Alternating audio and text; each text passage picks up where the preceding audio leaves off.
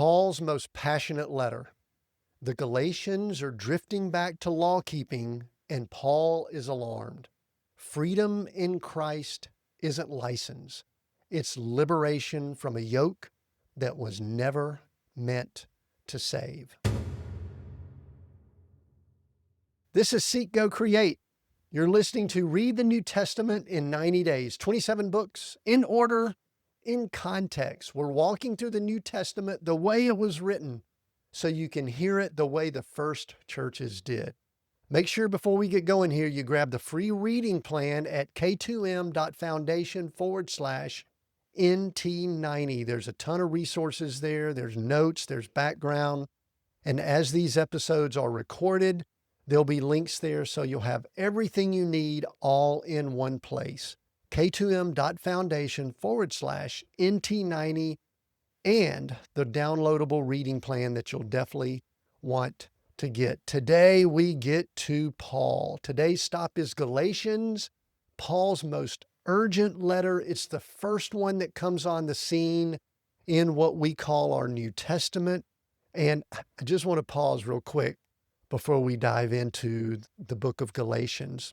Let's think where we are in our in-order reading plan. We started with James, the brother of Jesus. Then we went to Mark, who spent time with Peter, getting Peter's account of the life of Christ, the life of Jesus. We just finished up Matthew, which is one of my personal favorites.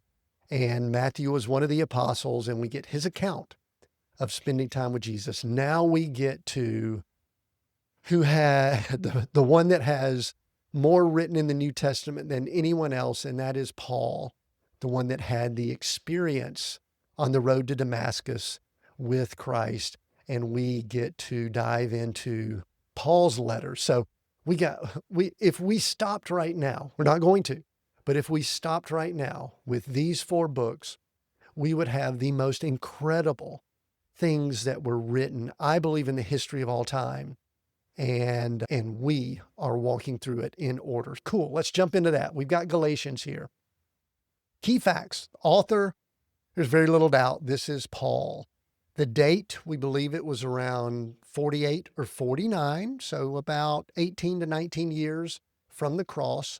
The audience, the South Galatian churches, Pisidian, Antioch, Iconium, Lystra, Derbe. I don't know if I've gotten all those pronunciations right, but those could be close there. We're kind of putting this about 19 years after the resurrection. The churches are barely a few years old, but there's already crisis brewing. There's things going on. When you get people together, especially in the midst of all that's happening we're about to cover, there's going to be some stuff that has to be dealt with, and that's what Paul is doing with this letter. The context, historical context. Rome, Claudius is still on the throne. Just months ago, we'll hit this in just a second, he expelled Jews from Rome, including believers like Priscilla and Aquila. The expulsion scattered believers like seeds. What Rome meant for silence, God used it to spread this gospel. In Jerusalem, the temple is still intact. Jewish-Christian tension over Gentile inclusion is heating up. The Jerusalem Council, which we will look at in Acts 15, is about to happen around this time. The church, Galatian churches that were planted by Paul just months earlier, maybe a year or so earlier, young believers, no scriptures, no trained leaders. The movement is growing, but still it's mostly Jewish. So keep that in mind. The tension, men from Jerusalem are saying that Paul's gospel is incomplete. Believe in Jesus and get circumcised. They're trying to combine the law with the freedom that Paul is speaking about. They still believe you need to keep the Sabbath and follow dietary laws. Why now? Why is this letter written at this time?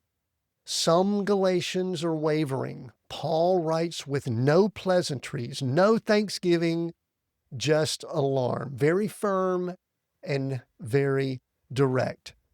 Let's pause for what I'm calling my reality checks here. Let's briefly look at the expulsion from Rome that we know occurred in AD 49, which was right around the time this letter was written and was sent.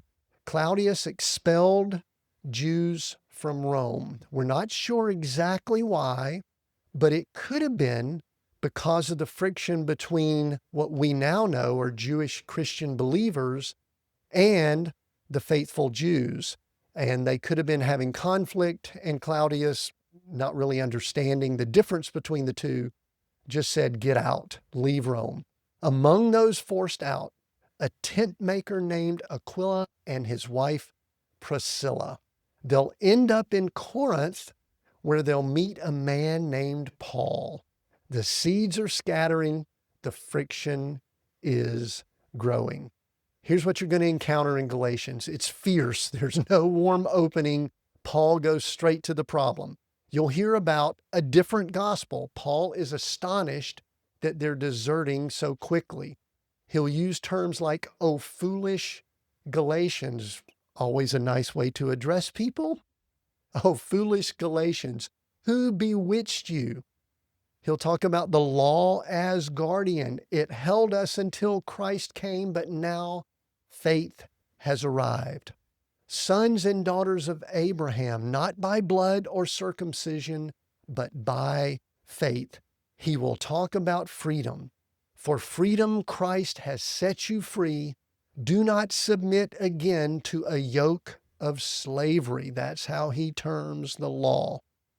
He'll mention the fruit of the Spirit: love, joy, peace, patience, kindness, not by trying harder, but by surrendering.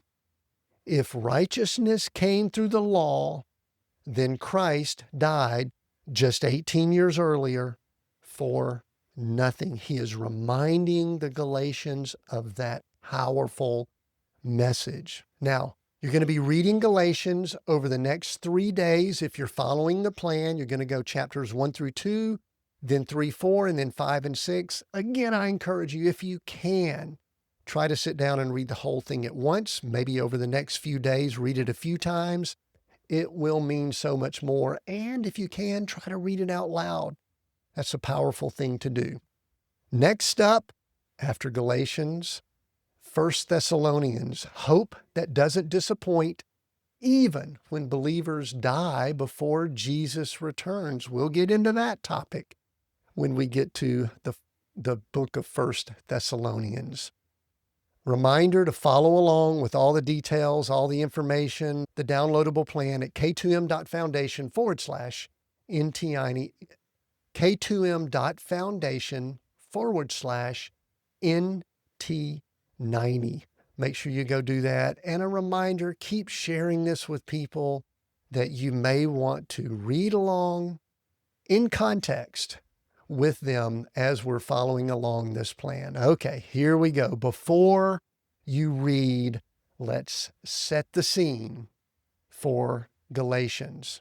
A courier arrives exhausted, carrying a scroll from Antioch. Paul has written. The believers crowd into a house: leather workers, farmers, a few traders. They remember Paul well, the man who was stoned in Lystra and left for dead, then got up and kept preaching. The scroll is unsealed. I am astonished that you are so quickly deserting him who called you in the grace of Christ. No thanksgiving, no blessing. Paul goes straight to the problem. Now, let's read.